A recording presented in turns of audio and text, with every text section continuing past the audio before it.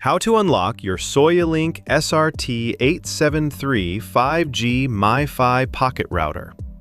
This guide also works for the Huawei SRT873, sold as the Zain KSA, STC, and factory unlocked variants. Let's get started.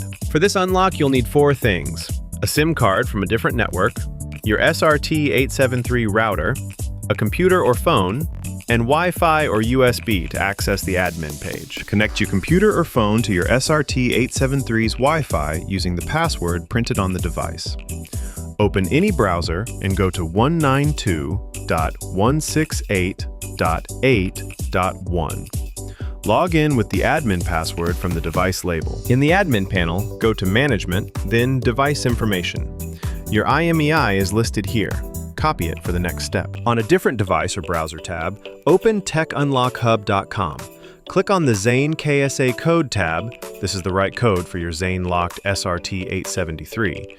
Enter your IMEI and email address, choose your payment method, and complete the purchase. Your unlock code will be delivered to your email within the time specified on the website. Power off your router and insert a SIM card from a different network, like STC or any non-Zain SIM. Power on the router, log back in, and go to Settings, then Unlock Device.